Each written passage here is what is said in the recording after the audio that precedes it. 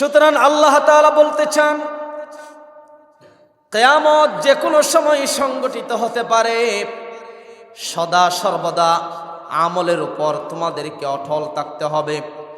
নবী করিম সাল্লাল্লাহু আলাইহি ওয়াসাল্লাম কিয়ামত সংগঠিত হওয়ার আগ মুহূর্তে কিছু আলামতের কথা বলেছেন।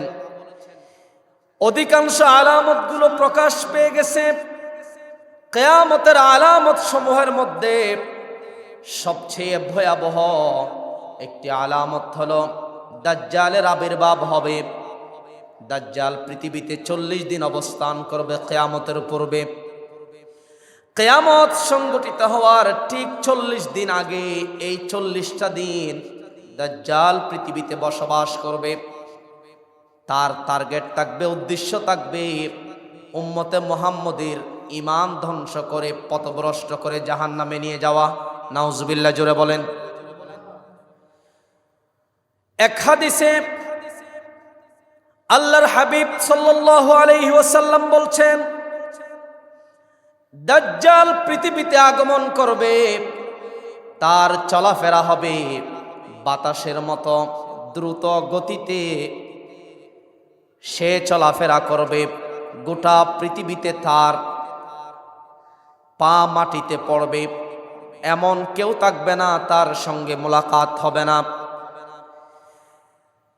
হাদিসের মধ্যে আল্লাহর হাবিব সাল্লাল্লাহু আলাইহি ওয়াসাল্লাম কিয়ামতের 10টি বড় বড় আলামতের কথা বলেছেন একটি হাদিসের মধ্যে। সেই 10টি আলামত একসঙ্গে বলেছেন আল্লাহর রাসূল। মুসলিম শরীফের বর্ণনা, হযরতে আবু হুযায়ফা রাদিয়াল্লাহু তাআলা আনহু বলেন, আল্লাহর হাবিব আমাদের মাঝে আসলেন। আল্লাহর হাবিব কিয়ামত সংগঠিত হওয়ার যেই সকল আলামতগুলো আছে সেগুলো সম্পর্কে আলোচনা করছিলেন। এমত অবস্থায় আল্লাহর হাবিব বলছেন, ক্বালু নাযকুরুস সাআহ ক্বালা ইন্নাহা লান তাকুমা হাত্তা তারাউনা ক্বাবলাহা 10 আয়াতিন। 10টি কিয়ামতের বড় বড় আলামত যতদিন পর্যন্ত সংগঠিত হয় নাই ততদিন পর্যন্ত কিয়ামত হবে না। সাহাবায়ে কেরাম জিজ্ঞাসা করলেন, হুজুর সেগুলো কি? আল্লাহ রাসূল বলছেন, 1 নম্বর হলো আদ-দুখান। কিয়ামতের আগ মুহূর্তে একটি ধোঁয়া বের হবে, আকাশ থেকে জমিন পর্যন্ত ধোঁয়ায় ভরে যাবে। যারা মুমিন ইমানদার, সেই ধোঁয়ায় মুমিন যারা ইমানদার যারা, তারা শুধু পরিমাণ এতটুকু কষ্ট পাবে। মানুষের সর্দি, ঠান্ডা, কাশি, জ্বর লাগলে যেই পরিমাণ কষ্ট পায়, শুধু এতটুকু কষ্ট হবে সেই ধোঁয়ায়। আর যারা বেঈমান, কাফের, মুশরিক, বেদিন আছে, তাদের জন্য সেই ধোঁয়াটা অত্যন্ত কষ্টদায়ক হবে। তাদের নাক দিয়ে সেই ধোঁয়া বের হবে, চোখ দিয়ে বের হবে, কান দিয়ে বের হবে, শরীরের অঙ্গ প্রত্যঙ্গ দিয়ে সেই ধোঁয়া বের হবে। তারা প্রচন্ড কষ্ট অনুভব করবে। 2 নাম্বার হলো আদ-দাজ্জাল, দাজ্জালের আবির্ভাব হবে। 3 নাম্বার ওয়াদ-দাব্বা, একটি অদ্ভুত প্রাণী বের হবে। 4 নাম্বার ওয়াতুলু'আশ শামসি মিন মাগরিবিহা, পশ্চিম আকাশে সূর্য উদিত হবে। 5 নাম্বার ওয়ানুজুলু ঈসা ইবনে মারইয়াম, ঈসা আলাইহিস সালাম পৃথিবীতে অবতরণ করবেন। 6 নাম্বার ওয়ায়াজুজ ওয়া মাজুজ, ইয়াজুজ মাজুজ নামক এক অদ্ভুত দল বের হবে। 7 নাম্বার ওয়াসালাসাতা খুসুফিন খসফুম বিল মাশরিক, পশ্চিম দিকে ভূমিধস হবে। ওয়া খসফুম বিল মাগরিব, পূর্ব দিকে পশ্চিম দিকে ভূমিধস হবে। ওয়া খসফুম বিজাজিলাতিল আরব, আরব উপদ্বীপে ভূমিকম্প হবে। 10 নম্বর ওয়া আখিরু যালিকা নারুন তাখরুজু মিনাল ইয়ামান, ইয়ামান থেকে এমন একটি আগুন বের হবে। তাতরুদুন নাসা ইলা মাহশারিহিম, সেই আগুন দেখে মানুষ দৌড়াইতে থাকবে। দৌড়ে দৌড়ে সবাই ইয়েমেনের দিকে চলে যাবে। ইয়েমেন থেকে যেই ধোঁয়াটা বের হবে, সেই ধোঁয়াটা পৃথিবীর মানুষদেরকে হাঁকিয়ে হাঁকিয়ে সেই ধোঁয়াটা নিয়ে যাবে। এভাবে করে কিয়ামত সংগঠিত হয়ে যাবে। মুসল্লিয়ানে কেরাম, আসুন আমরা গুরুত্বপূর্ণ একটি বিষয়কে সামনে রেখে সংক্ষিপ্ত সময়ে কিছু কথা শুনব। আমরা অবশ্যই জানি যে গত জুমায় সূরাতুল কারিআহ 101 নম্বর সূরা, এই সূরা থেকে কথা বলছিলাম, আমরা সবাই কথা শুনছিলাম। সূরাতুল কারিআহ এর আলোকে কিয়ামতের কিছু আলামতের কথা আপনাদের সামনে উপস্থাপন করছিলাম। আজকের জুমায় বাকি কথাটুকু আমরা সম্পন্ন করব, সকলেই বলছি ইনশাআল্লাহ। সম্মানিত উপস্থিতি, আল্লাহ রব্বুল ইজ্জত ওয়াল জালাল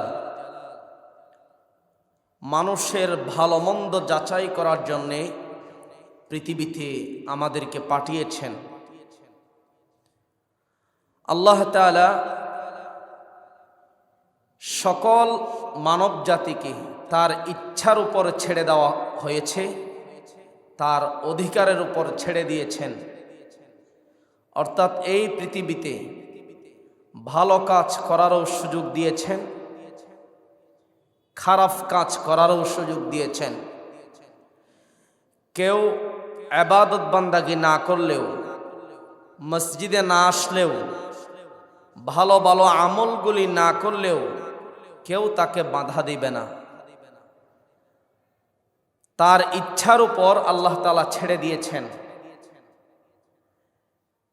জীবনের শুরু লগ্ন থেকে মৃত্যু পর্যন্ত ভালো কাজের উপর অটল থাকলেও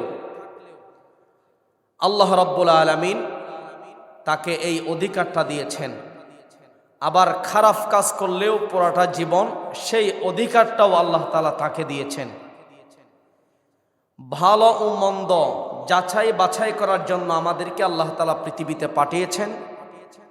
তো কেউ যদি পুরাটা জীবন অন্যায় অপরাধের উপর কাটিয়ে দেয়, তার জন্য মৃত্যুর পর থেকেই কঠিন ও শাস্তির জগৎ শুরু। আর যারা ভালোর উপর, আমলের উপর, সওয়াবের উপর পুরা জীবন কাটালো, তার মৃত্যুর পরের জগৎ হবে শান্তির জগৎ, সুখীময় জগৎ। তো এভাবে করে পৃথিবী চলতে চলতে একদিন এই পৃথিবীর পরিসমাপ্তি ঘটবে কিয়ামত সংগঠিত হওয়ার মাধ্যমে।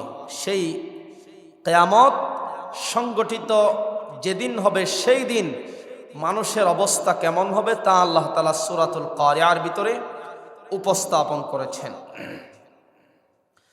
আল্লাহ তাআলা বলছেন, কিয়ামত অতি সন্নিকটে। কোরআনে কারীমের সূরা মুহাম্মাদের 18 নম্বর আয়াতে আল্লাহ পাক বলছেন, ফাহাল ইয়ানজুরুনা ইল্লাস-সাআতা আন তা'তিয়াহুম বাগতা ফাকাদ জাআ আশরাতুহা فأنى لهم إذا جاءتهم ذكراهم। আল্লাহ পাক বলছেন, পৃথিবীর মানুষেরা কি কিয়ামত সংগঠিত হওয়ার দিনের জন্য অপেক্ষা করছে নাকি? অথচ কিয়ামত সংগঠিত হওয়ার কিছু আলামত শুরু হয়ে গেছে, কিছু লক্ষণ দেখা যাচ্ছে। আর যখন ওই কিয়ামত সংগঠিত হবে, তখন পৃথিবীর মানুষেরা আর উপদেশ গ্রহণ করতে পারবে না, তাওবা করতে পারবে না, তাওবার দরজা বন্ধ হয়ে যাবে। আল্লাহ রাব্বুল আলামিন এই আয়াতে কারিমার ভিতরে পৃথিবীর মানুষদেরকে সতর্ক করেছেন, যে কোনো সময় মৃত্যু হতে পারে, যে কোনো সময় কিয়ামত সংগঠিত হতে পারে। এর পূর্বে সদা সর্বাবস্থায় আমলের উপর, ইবাদত বান্দাগির উপর আমাদেরকে অটল থেকে মৃত্যুর জন্য প্রস্তুতি গ্রহণ করতে হবে। আল্লাহর হাবিব বলছেন, আনা বুইস্তু ওয়াসসাআতু কাহাতাইন, আমি যে পৃথিবীতে আগমন করেছি, আগমন করে আমি পৃথিবী থেকে বিদায় নিলাম, আমি হলাম শেষ নবী, সর্বশেষ নবী, আমার পরে কোনো নবী পৃথিবীতে আসবে না। আমি এই পৃথিবীতে আগমন হওয়ার মধ্য দিয়ে কিয়ামত আরো বেশি নিকটবর্তী হলো। আল্লাহর হাবিব বলছেন, হাতের দুটি আঙ্গুল দেখালেন আল্লাহর হাবিব। দুইটি আঙ্গুলের মধ্যে একটি আঙ্গুলের চেয়ে আরেকটি আঙ্গুল সংক্ষিপ্ত, হালকা একটু বড়। আল্লাহর হাবিব বলছেন, এক আঙ্গুলের চেয়ে আরেক আঙ্গুল যেমন দূরত্ব বেশি নাই, আংশিক বড়, তদ্রূপভাবে আমি পৃথিবীতে আসলাম, আমার পরে কিয়ামত সংঘটিত হওয়ার আর আংশিক এভাবে বড় আংশিক সময় আছে। এটা আল্লাহ রাসূল আঙ্গুল দিয়ে সাহাবাদেরকে বোঝালেন, পৃথিবীর মানুষদেরকে বোঝালেন। সুতরাং আল্লাহ তাআলা বলতে চান, কিয়ামত যে কোনো সময় সংঘটিত হতে পারে। সদা সর্বদা আমলের উপর তোমাদেরকে অটল থাকতে হবে। নবী করিম সাল্লাল্লাহু আলাইহি ওয়াসাল্লাম কিয়ামত সংঘটিত হওয়ার আগ মুহূর্তে কিছু আলামতের কথা বলেছেন। অধিকাংশ আলামতগুলো প্রকাশ পেয়ে গেছে। কিয়ামতের আলামত সমূহের মধ্যে সবচেয়ে ভয়াবহ একটি আলামত হলো দাজ্জালের আবির্ভাব হবে। দাজ্জাল পৃথিবীতে 40 দিন অবস্থান করবে কিয়ামতের পূর্বে। কিয়ামত সংঘটিত হওয়ার ঠিক 40 দিন আগে, এই 40টা দিন দাজ্জাল পৃথিবীতে বসবাস করবে। তার টার্গেট থাকবে, উদ্দেশ্য থাকবে উম্মতে মুহাম্মদের ঈমান ধ্বংস করে, পথভ্রষ্ট করে জাহান্নামে নিয়ে যাওয়া। নাউজুবিল্লাহ, জোরে বলেন। এক হাদিসে আল্লাহর হাবিব সাল্লাল্লাহু আলাইহি ওয়াসাল্লাম বলছেন, দাজ্জাল পৃথিবীতে আগমন করবে, তার চলাফেরা হবে বাতাসের মতো দ্রুত গতিতে। সে চলাফেরা করবে, গোটা পৃথিবীতে তার পা মাটিতে পড়বে, এমন কেউ থাকবে না তার সঙ্গে মোলাকাত হবে না।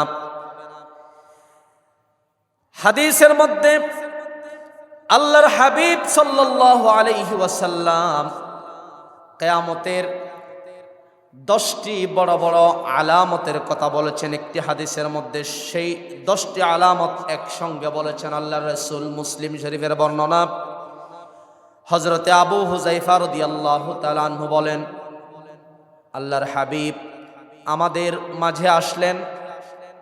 আল্লাহর হাবিব কিয়ামত সংগঠিত হওয়ার যেই সকল আলামতগুলো আছে সেগুলো সম্পর্কে আলোচনা করছিলেন। এমত অবস্থায় আল্লাহর হাবিব বলছেন, ক্বালু নাযকুরুস সাআহ ক্বালা ইন্নাহা লান তাকুমা হাত্তা তারাউনা ক্বাবলাহা 10 আয়াতিন। 10টি কিয়ামতের বড় বড় আলামত যতদিন পর্যন্ত সংগঠিত হয় নাই ততদিন পর্যন্ত কিয়ামত হবে না। সাহাবায়ে কেরাম জিজ্ঞাসা করলেন, হুজুর সেগুলো কি? আল্লাহ রাসূল বলছেন, 1 নম্বর হলো আদ-দুখান। কিয়ামতের আগ মুহূর্তে একটি ধোঁয়া বের হবে, আকাশ থেকে জমিন পর্যন্ত ধোঁয়ায় ভরে যাবে। যারা মুমিন ঈমানদার, সেই ধোঁয়ায় মুমিন যারা ঈমানদার যারা, তারা শুধু পরিমাণ এতটুকু কষ্ট পাবে, মানুষের সর্দি, ঠান্ডা, কাশি, জ্বর লাগলে যেই পরিমাণ কষ্ট পায় শুধু এতটুকু কষ্ট হবে সেই ধোঁয়ায়। আর যারা বেঈমান, কাফের, মুশরিক, বেদিন আছে, তাদের জন্য সেই ধোঁয়াটা অত্যন্ত কষ্টদায়ক হবে। তাদের নাক দিয়ে সেই ধোঁয়া বের হবে, চোখ দিয়ে বের হবে, কান দিয়ে বের হবে, শরীরের অঙ্গ প্রত্যঙ্গ দিয়ে সেই ধোঁয়া বের হবে। তারা প্রচন্ড কষ্ট অনুভব করবে। 2 নাম্বার হলো আদ-দাজ্জাল, দাজ্জালের আবির্ভাব হবে। 3 নাম্বার ওয়াদ-দাব্বা, একটি অদ্ভুত প্রাণী বের হবে। 4 নম্বর ওয়াতুলু'আশ শামসি মিন মাগরিবিহা, পশ্চিম আকাশে সূর্য উদিত হবে। 5 নম্বর ওয়া নুজুলু ঈসা ইবনে মারইয়াম, ঈসা আলাইহিস সালাম পৃথিবীতে অবতরণ করবেন। 6 নম্বর ওয়া ইয়াজুজ ওয়া মাজুজ, ইয়াজুজ মাজুজ নামক এক অদ্ভুত দল বের হবে। 7 নম্বর ওয়া সালাসাতা খুসুফিন খসফুম বিল মাশরিক, পশ্চিম দিকে ভূমিধস হবে। ওয়া খসফুম বিল মাগরিব, পূর্ব দিকে পশ্চিম দিকে ভূমিধস হবে। ওয়া খসফুম বিজাজিলাতিল আরব, আরব উপদ্বীপে ভূমিকম্প হবে। 10 নম্বর ওয়া আখিরু যালিকা নারুন তাখরুজু মিনাল ইয়ামান, ইয়ামান থেকে এমন একটি আগুন বের হবে। তাতরুদুন নাসা ইলা মাহশারিহিম, সেই আগুন দেখে মানুষ দৌড়াইতে থাকবে। দৌড়ে দৌড়ে সবাই ইয়েমেনের দিকে চলে যাবে।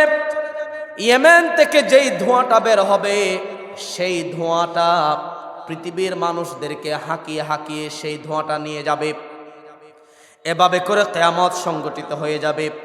আল্লাহর হাবিব সাল্লাল্লাহু আলাইহি ওয়াসাল্লাম এই মুসলিম শরীফের হাদিসের মধ্যে 10টি কিয়ামতের বড় বড় আলামতের কথা একসঙ্গে উপস্থাপন করেছেন। সম্মানিত উপস্থিতি, কিয়ামতের বড় আলামত সমূহের মধ্যে একটি আলামত হলো এই পৃথিবীতে দাজ্জালের আবির্ভাব হবে। দাজ্জাল কোথায় থেকে আবির্ভাব হবে? খোরাসান নামক একটি জায়গা আছে, ইরানের উত্তর পূর্ব অংশে অবস্থিত সেই জায়গাটি, সেখান থেকে দাজ্জাল আবির্ভাব হবে। অথবা সিরিয়া ও ইরাকের মধ্যস্থল থেকে তার আবির্ভাব হবে।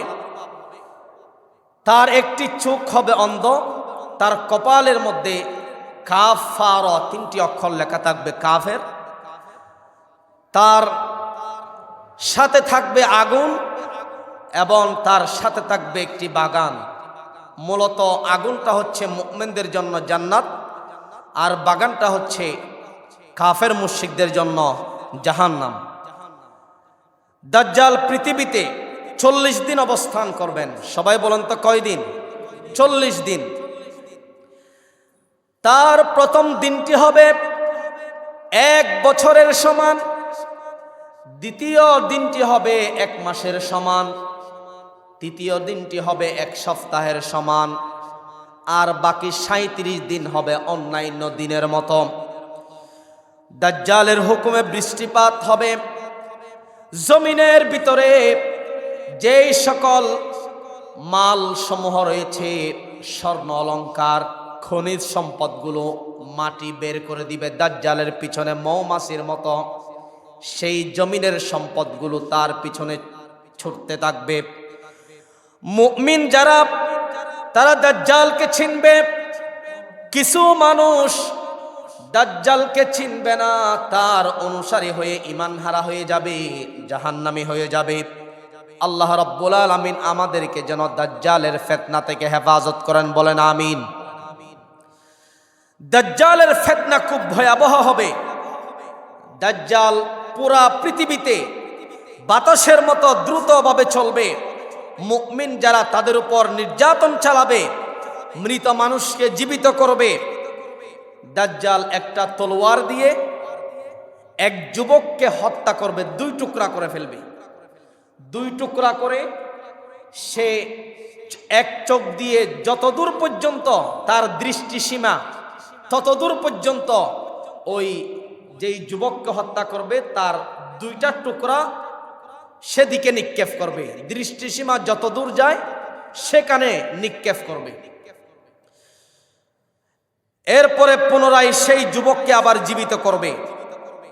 এই অবস্থাগুলো দেখে একজন ইমানদার আল্লাহওয়ালা মুমিন বলবেন যে রসুলের হাদিস অনুযায়ী আমি তোমাকে চিনতে আমার কষ্ট হচ্ছে না, তুমি অবশ্যই দাজ্জাল হতে পারো। একথা শুনে দাজ্জাল বলবে, হে লোক, আমি যদি এই লোককে জীবিত করি তাহলে কি তোমরা আমাকে খোদা বলে বিশ্বাস করবে? উপস্থিত যারা সবাই বলবে হ্যাঁ অবশ্যই বিশ্বাস করব। কিছুক্ষণ পরে লোকটিকে জীবিত করবে। অতঃপর সে মুমিন ব্যক্তি বলবে তুমি তো ভণ্ড দাজ্জাল। অতঃপর দাজ্জাল তাকে হত্যা করতে ইচ্ছা করবে কিন্তু সক্ষম হবে না। একবার হত্যা করতে পারবে, দ্বিতীয়বার আর হত্যা করতে পারবে না। তার ক্ষমতা একেবারেই শেষ হয়ে যাবে। দাজ্জাল সারা পৃথিবীতে বিচরণ করলেও সে কিন্তু মক্কা মদিনায় প্রবেশ করতে পারবে না। সুবহানাল্লাহ জোরে বলেন। সে পৃথিবী লন্ডভন্ড করে মক্কা মদিনায় প্রবেশ করার জন্য ইচ্ছা করবে, কিন্তু সে লক্ষ্য করবে মক্কা মদিনার যেই সকল মক্কা মদিনাতে প্রবেশ করার জন্য পথ আছে, সকল পথের মধ্যে আল্লাহর ফেরেশতারা পাহারাদার হিসাবে দাঁড়িয়ে আছে।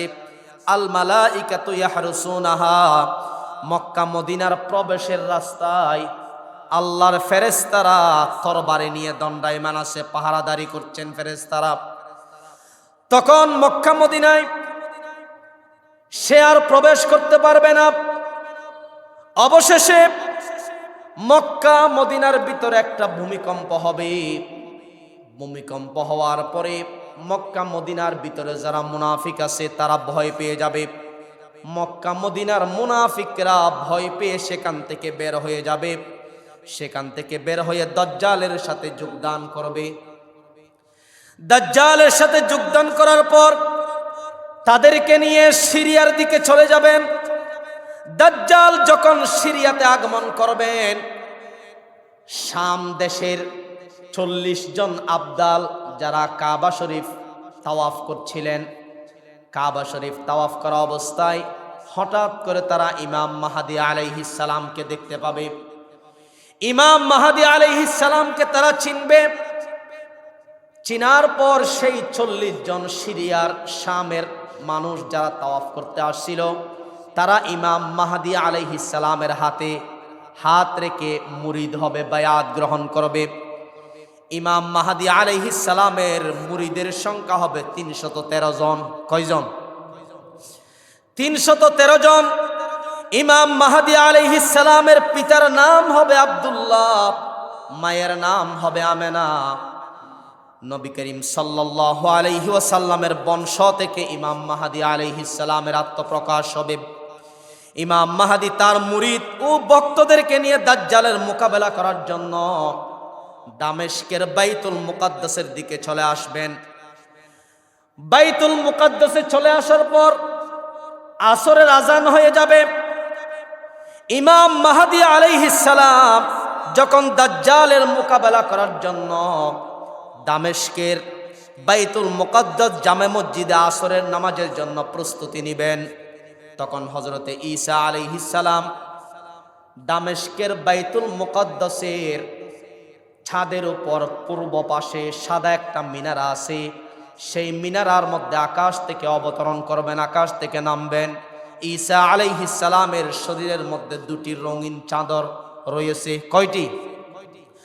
2টি রঙিন চাদর আবৃত অবস্থায় সে আকাশ থেকে নামবেন। দেখা যাবে ঈসা আলাইহিস সালামের মাথা মুবারক চুল থেকে পানি ঝরতেছে। কি ঝরতেছে? পানি ঝরতেছে। এমত অবস্থায় দেখা যাবে, মুহাদ্দিসিনে কেরাম বলেন, ঈসা আলাইহিস সালামকে আল্লাহ তাআলা যেদিন দুনিয়া থেকে আসমানে উঠিয়ে নিয়েছিলেন, সেদিন ঈসা আলাইহিস সালাম মাত্র গোসল শেষ করে আসলেন। এখনো পর্যন্ত মাথা মুছার জন্য সময় হয় নাই।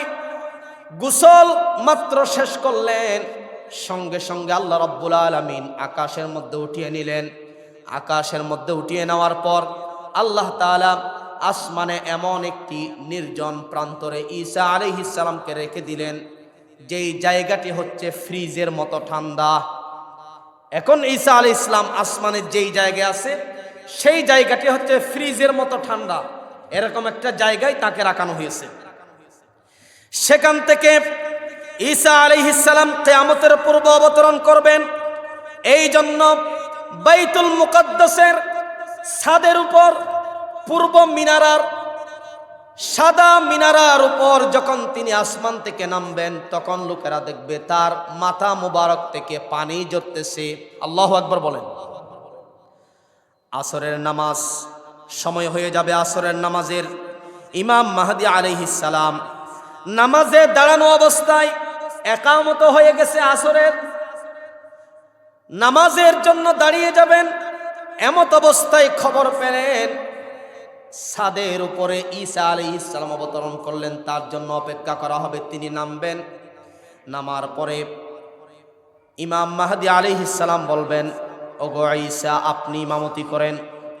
তখন ঈসা আলাইহিস সালাম উম্মতের সম্মানার্থে বলবেন, আমামাকুম মিনকুম, আপনাদের থেকে ইমাম হবে। তখন ইমাম মাহদী আলাইহিস সালাম আসরের ইমামতি করবেন। সুবহানাল্লাহ পড়েন। হযরতে ইমাম মাহদী আলাইহিস সালাম দাজ্জালের মোকাবেলায় সেনাবাহিনী নিয়ে রণাঙ্গনে প্রস্তুত হবেন যুদ্ধের জন্য। ঈসা আলাইহিস সালাম বলবেন, আমার জন্য দ্রুতগামী একটি ঘোড়া রেডি করা হোক যুদ্ধের জন্য, আর একটি তরবারি প্রস্তুত করা হোক। তা করা হবে। আল্লাহ তাআলা হযরতে ঈসা আলাইহিস সালামের নিঃশ্বাসের মধ্যে এমন একটি কুদরতি পাওয়ার দিবেন, ঈসা আলাইহিস সালাম নিঃশ্বাস ফেলবেন। তার নিঃশ্বাস যতদূর পর্যন্ত চোখ যায়, চোখে যতদূর পর্যন্ত দেখে ততদূর পর্যন্ত যে সকল কাফের মুশরিক আছে, নিঃশ্বাসে সকল কাফের মুশরিকরা মারা যাবে। যুদ্ধ করতে হবে না। ঈসা আলাইহিস সালামের নিঃশ্বাসে এমন একটি বিষ প্রক্রিয়া আল্লাহ তাআলা ঢেলে দিবেন, নিঃশ্বাসটা যতদূর যাবে ততদূর যে সকল কাফের মুশরিকরা আছে তাদের মৃত্যু হবে, তারা এমনিতেই মারা যাবেন। এই অবস্থা দেখে দাজ্জাল পালানোর চেষ্টা করবে। পরিশেষে হযরতে ঈসা আলাইহিস সালাম বাইতুল মুকাদ্দাসের অদূরে বাবুল লুত নামক স্থানে দাজ্জালকে পাকড়াও করবেন এবং সেখানে তাকে হত্যা করে দিবেন। দাজ্জাল নিহত হওয়ার দৃশ্য দেখে ইহুদিরা পলায়ন করতে থাকবে, কারণ ইহুদিরা তো দাজ্জালের অনুসারী। ইহুদিরা পলায়ন করতে থাকবে, কিন্তু পলায়নের কোনো স্থান পাবে না। ইহুদিরা পাথরের পিছনে লুকিয়ে থাকবে, বড় বড় গাছের পিছনে লুকিয়ে থাকবে, কিন্তু গাছ বলে দিবে, পাথরের জবান আল্লাহ তাআলা খুলে দিবেন। পাথরের জবান আল্লাহ তাআলা খুলে দিবেন, বৃক্ষের গাছের জবান আল্লাহ তাআলা খুলে দিবেন। যেই সকল গাছের পিছনে ইহুদি লুকিয়ে আছে, পাথরের পিছনে ইহুদি লুকিয়ে আছে, গাছ এবং পাথর বলবে, ইয়া মুসলিম, হে মুসলিম, হাদা ইয়াহুদি ইউখালফি, আমার পিছনে ইহুদি লুকিয়ে আছে, তাআল ফাকতুল, এদিকে আসো, তাকে হত্যা করো। আল্লাহু আকবার বলেন। গাছের জবান খুলে যাবে, পাথরের জবান খুলে যাবে। ঈসা এবং ইমাম মাহদীর সাথে যেই সকল মুসলিমরা যোগ দিয়েছে আপনার দাজ্জালের বিরুদ্ধে জিহাদ করার জন্য, সেই সকল মুসলিমদেরকে ডাকাডাকি করবে, হে মুসলিম, আমার পিছনে কাফের লুকিয়ে আছে, আসো তাকে হত্যা করো। আল্লাহু আকবার জোরে বলেন। কেউ পৃথিবীতে বাঁচিয়ে থাকবে না। এরপরে দাজ্জাল পৃথিবী থেকে বিদায় নেবেন, তার সকল বাহিনী বিদায় নেবেন। বিদায় নেওয়ার পর পৃথিবীতে মুসলমানদের বিজয় হবে, পৃথিবীতে ইনসাফ ও শান্তি প্রতিষ্ঠা হবে। সুবহানাল্লাহ জোরে বলেন। ইমাম মাহদী আলাইহিস সালাম ও ঈসা আলাইহিস সালামের আবির্ভাবের পূর্বে ইমাম মাহদী পৃথিবীতে আসছিলেন। উভয়ে একত্রে 5 অথবা 7 বছর অবস্থানের পর 40 বছর বয়সে ইমাম মাহদী আলাইহিস সালামের ইন্তেকাল হবে। এখন দাজ্জাল তো পৃথিবী থেকে হত্যা হলো। দাজ্জাল হত্যার পরে পৃথিবীতে মুসলমানদের বিজয়, শান্তি ও ইনসাফ প্রতিষ্ঠিত হবে। ঠিক সেই সময় আরেকটি দল আবির্ভাব হবে, সেই দলের নাম হচ্ছে ইয়াজুজ মাজুজ। সেই দলের নাম কি? কোরআনের সূরা কাহাফের ভিতরে আছে ইয়াজুজ মাজুজের কথা, সেখান থেকে আপনারা দেখে নেবেন। ইয়াজুজ মাজুজ মূলত এরা বিশাল দেহের অধিকারী, অত্যন্ত জালেম ছিল। তারা ফসাদ সৃষ্টি করত। তাদের আশপাশ যে সকল এলাকা ছিল সেই সকল এলাকার লোকদেরকে প্রতিনিয়ত জুলুম করত, অন্যায়ভাবে হত্যা করত, বিচার করত। সেই যুগে একজন বাদশা ছিল, ন্যায় পরায়ণ বাদশা, আল্লাহওয়ালা বাদশা। তার নাম হলো জুলকারনাইন বাদশা। তার নাম কি? বাদশা জুলকারনাইন পুরা পৃথিবী শাসন করেছেন। তিনি কোন জায়গার মানুষ না কে আছে, কে অভাবে আছে, কে জুলুম অবস্থায় আছে, তাকে জুলুম থেকে বাঁচাতেন। অসহায় কে জীবন যাপন করছেন তার কাছে খাদ্য পৌঁছে দিতেন। এভাবে করে দ্রুতগামী একটা ঘোড়ার উপর উঠে বাদশা জুলকারনাইন পুরা পৃথিবী সফর করতেন। কে কোন জায়গায় না খেয়ে আছে, কষ্টে আছে, এগুলো দেখতেন। তো একদিন সে যেতে যেতে এমন একটি পাহাড়ের চূড়ায় পৌঁছলেন যেখানে এমন একটি দল বসবাস করছে যেই দলের ভাষা তিনি নিজেও বুঝেন না। তো সেই দলের লোকজন ইশারা ইঙ্গিতে ইমাম জুলকারনাইনকে বুঝালেন, হে ভাই, আপনি তাদের জুলুমের হাত থেকে আমাদেরকে বাঁচান, প্রয়োজনে আমরা আপনাকে কিছু হাদিয়া দেব। জুলকারনাইন বললেন, আমার হাদিয়া লাগবে না, এটা আমার কাজ, আল্লাহ তাআলা এই কাজ করার জন্য আমাকে পাঠালেন, আল্লাহর ইচ্ছাই সব হবে, আমার কোনো হাদিয়া লাগবে না, টাকা পয়সাও লাগবে না, তোমাদেরকে অবশ্যই জুলুমের হাত থেকে বাঁচাবো। বিশাল একটি পাহাড়, পাহাড়ের মাঝখানে সীসাডালা প্রাচীর দিলেন। সীসাডালা প্রাচীর উঁচা করে প্রাচীর দিলেন। সেই প্রাচীরের অপর পাশে ইয়াজুজ মাজুজ আছে, তারা এখনো আছে, তাদের শক্তি বেশি। সেই জন্য যদি কাঁচা দেওয়াল দেয়, যদি ইটের দেওয়াল দেয়, নরম দেওয়াল দেয়, তাহলে তারা ভেঙে এতদিনে চলে আসতেন। এই জন্য তারা যেন দেওয়াল টপকে প্রতিবেশী যারা আছে তাদেরকে হত্যা করতে না পারে, তাদের উপর জুলুম নির্যাতন যেন করতে না পারে, এই জন্য সীসাডালা প্রাচীর দিয়েছিলেন। আল্লাহু আকবার বলেন। তো তারা ওই প্রাচীরের ভিতরে আছে, সেদিন থেকে তারা আর প্রতিবেশীদেরকে জুলুম নির্যাতন করতে পারেন নাই। তো আল্লাহর হুকুমে কিয়ামতের পূর্বে সেই প্রাচীর ভেঙে যাবে। ভেঙে গেলে ইয়াজুজ মাজুজ সেখান থেকে বের হবে। বের হওয়ার পর কি হবে? কিতাবের মধ্যে আসছে, আল্লামা আনোয়ার শাহ কাশ্মীর রহমতুল্লাহ আলাইহির মতে রাশিয়ার দাগেস্তান অথবা কাসাসের সুউচ্চ পর্বতমালার মাঝে বাদশাহ জুলকারনাইন যেই সীসাডালা প্রাচীর দিয়েছিলেন, সেটা যখন কিয়ামতের পূর্বে ভেঙে যাবে, সেখান থেকে তারা বের হবে ইয়াজুজ মাজুজ। ইয়াজুজ মাজুজের মোকাবেলা করার শক্তি পৃথিবীর কারো থাকবে না। ঈসা আলাইহিস সালাম আল্লাহ তাআলার নির্দেশে মুসলমানদেরকে সমবেত করে তাদেরকে নিয়ে তুর পাহাড়ে অবস্থান করবেন। কোথায় অবস্থান করবেন? তুর পাহাড়ে। ইয়াজুজ মাজুজের প্রথম দলটি ফিলিস্তিনের তবরিয়া নামক একটি উপসাগর আছে, সেই উপসাগরটি যখন তারা অতিক্রম করবেন, অতিক্রম করার সময় সেই উপসাগরের সমস্ত পানি ইয়াজুজ মাজুজ এরা খেয়ে ফেলবে। আরেকটি দল সেখানে আসবে, তারা মনে করবে এই সাগরটি মনে হয় শুকনো, এখানে মনে হয় পানি ছিল না, কিন্তু ইতিপূর্বে প্রথম দলটি সমস্ত সমুদ্রের পানিকে গ্রাস করে ফেলবে। সম্মানিত উপস্থিতি, তারা সমগ্র পৃথিবীর উপর ঝাঁপিয়ে পড়বে। হত্যা, ফিতনা, লুটপাট গোটা পৃথিবীতে ছড়িয়ে পড়বে। তাদের মোকাবেলা করার কারো ক্ষমতা থাকবে না। ইয়াজুজ মাজুজ বাইতুল মুকাদ্দাস সংলগ্ন জাবালুল খামার নামক একটি পাহাড় আছে, বিশাল উঁচু পাহাড়।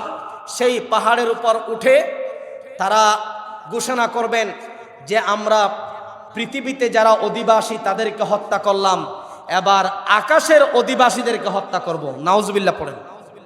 এবার তারা সেই পাহাড়ের উঁচা থেকে তীর নিক্ষেপ করবেন আকাশের দিকে। আকাশের ফেরেশতাদেরকে, আকাশের মধ্যে যারা অবস্থান করছে তাদেরকে হত্যা করার জন্য আকাশের দিকে তীর নিক্ষেপ করবেন।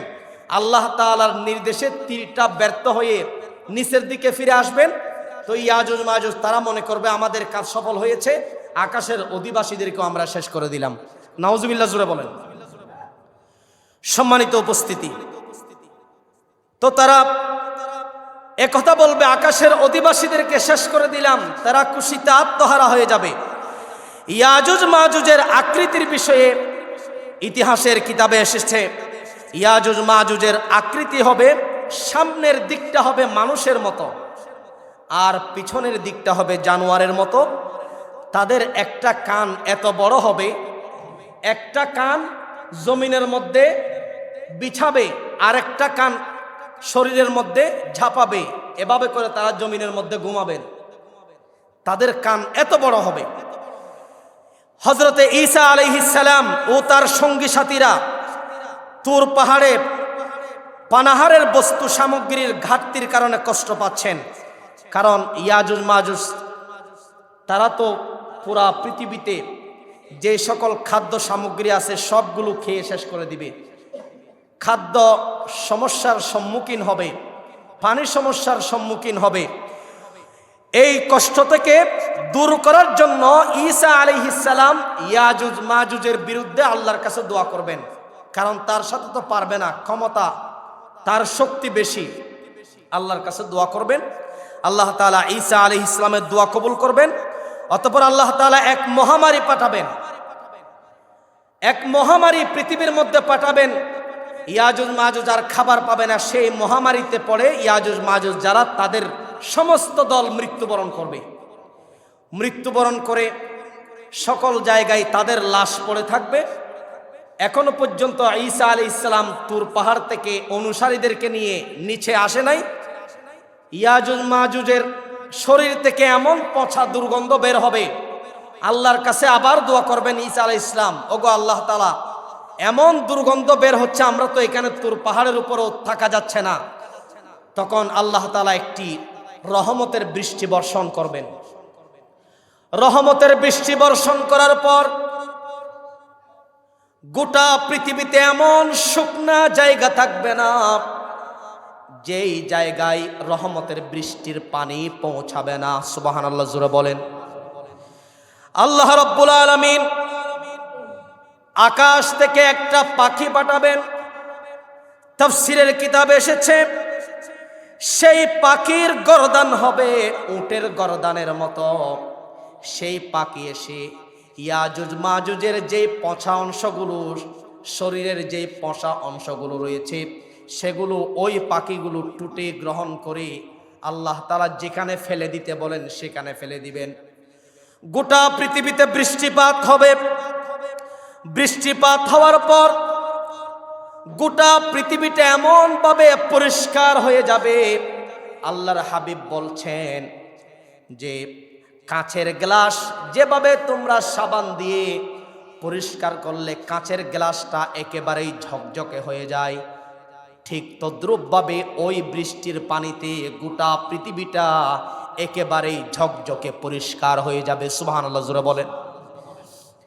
ইয়াজুজ মাজুজের পতনের পর পৃথিবীতে এত বরকত হবে, একটি ডালিম হবে এত বড়, একদল মানুষ খেয়েও ওই ডালিমটা শেষ করতে পারবে না।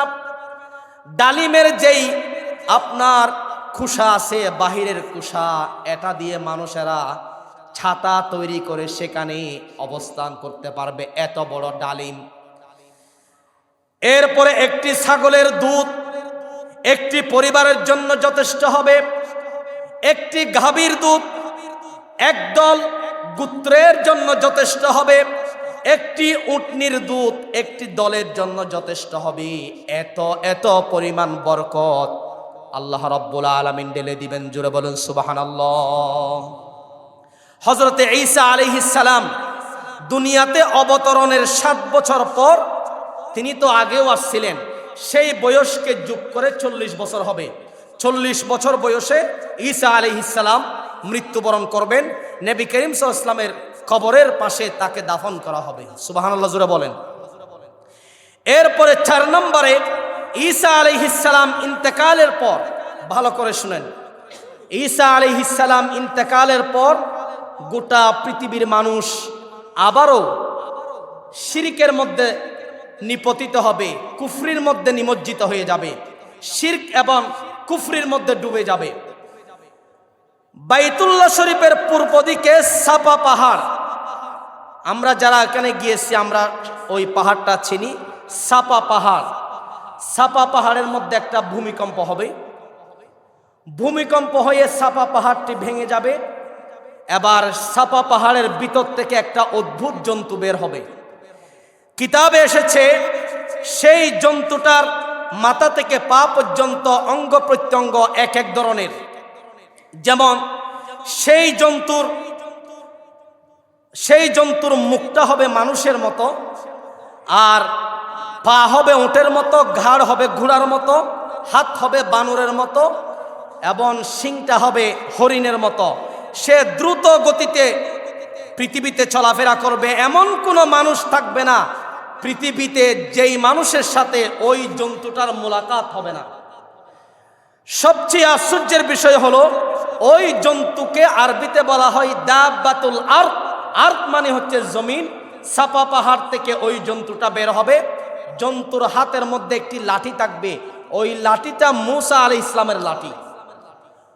ওই লাঠি দিয়ে মুমিন যারা, ইমানদার যারা, তাদেরকে স্পর্শ করবে। স্পর্শ করার সাথে সাথে পৃথিবীতে ইমানদার কারা, বেঈমান কারা এটা পৃথক হয়ে যাবে। ইমানদার যারা, তাদের চেহারা উজ্জ্বল হবে। আর ওই জন্তুর হাতের মধ্যে মূসা সুলাইমান আলাইহিস সালামের আংটি থাকবে। আংটিটা দিয়ে কাফের মুশরিক যারা, তাদের নাকের মধ্যে স্পর্শ করবে। সাথে সাথে কাফের মুশরিকদের কপালের মধ্যে ভেসে উঠবে কাফের, বেঈমান।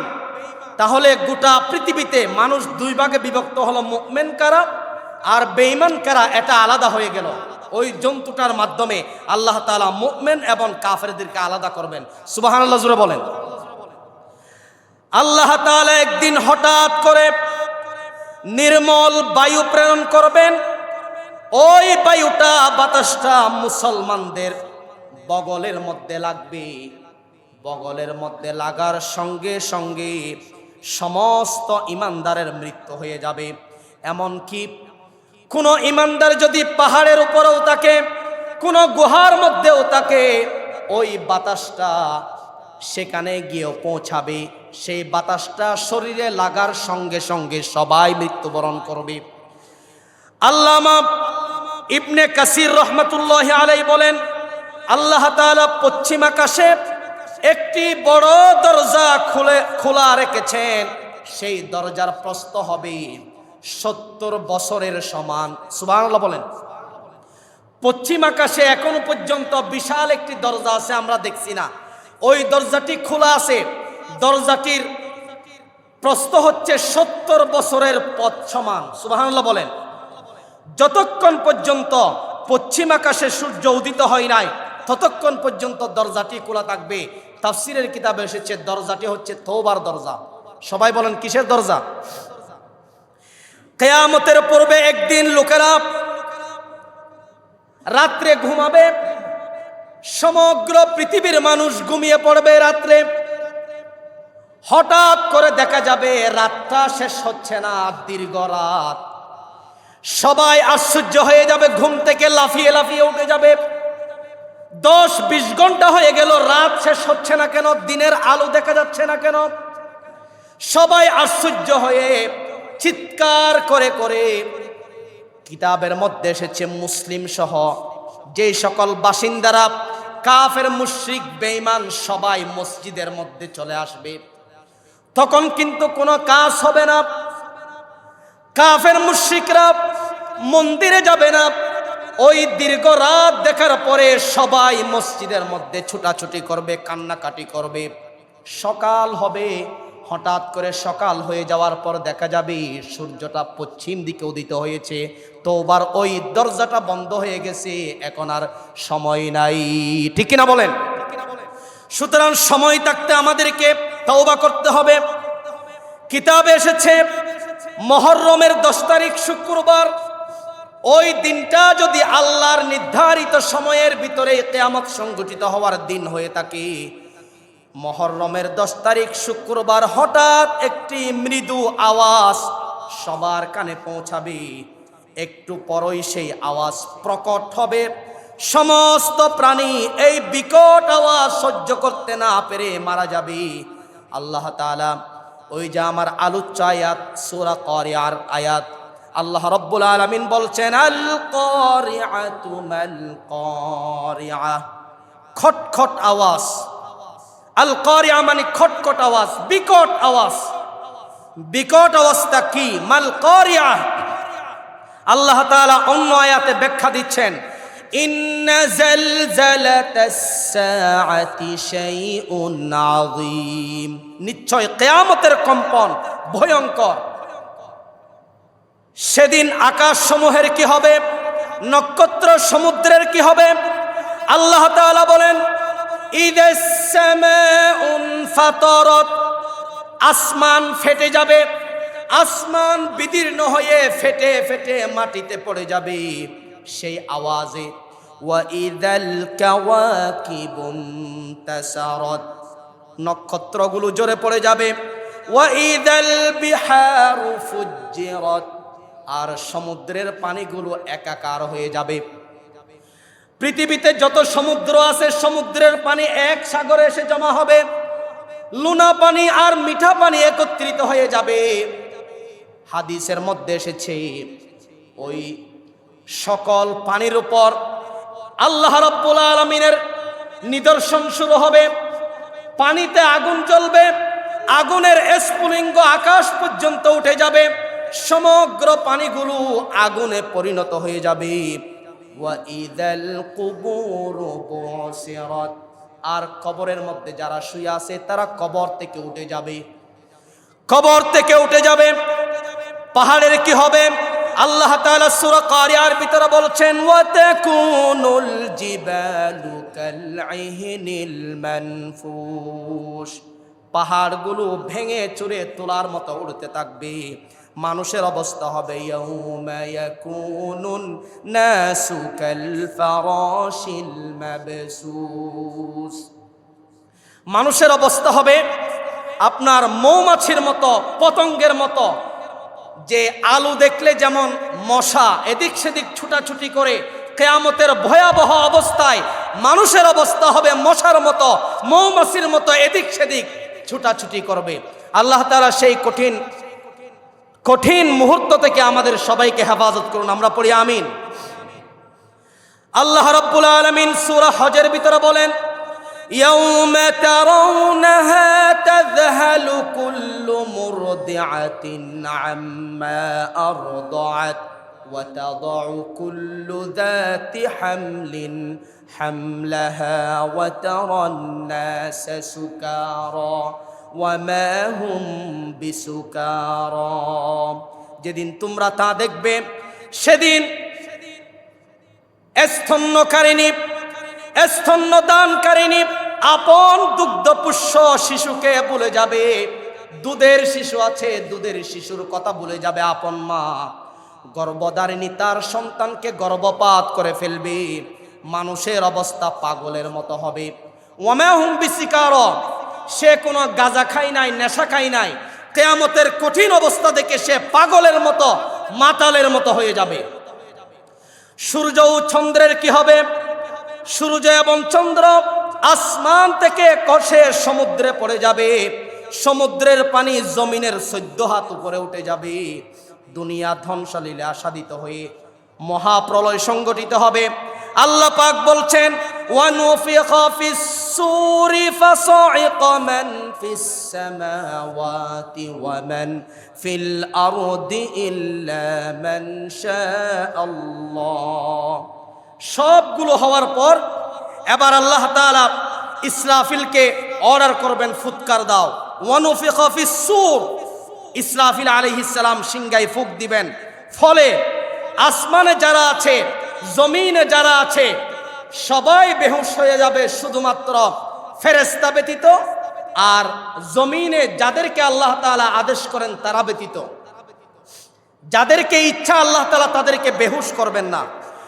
এরপর আল্লাহ পাক বলছেন কুল্লু মান আলাইহা ফান ওয়া ইয়াবকা ওয়াজহু রাব্বিকা যুল জালালি ওয়াল ইকরাম।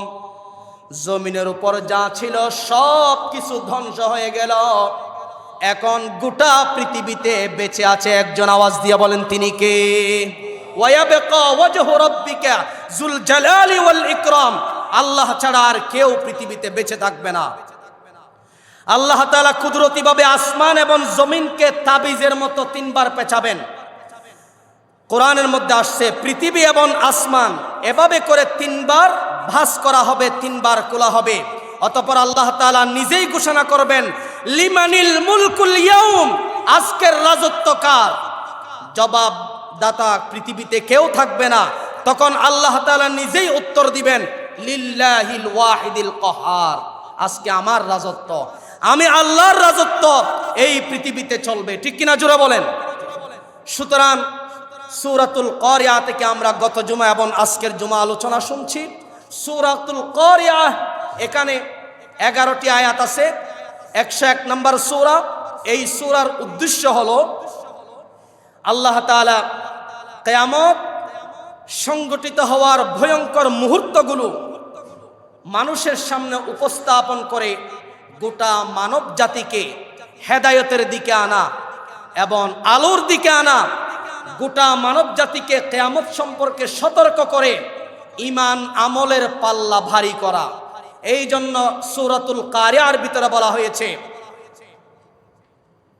ফাআম্মা মান খাফফাত মাওয়াজিনু, যাদের আমলের পাল্লা ভারী হবে ফাহুয়া ফি আইশাতির রাদিয়া, তারা থাকবে সুখীময় জীবনে।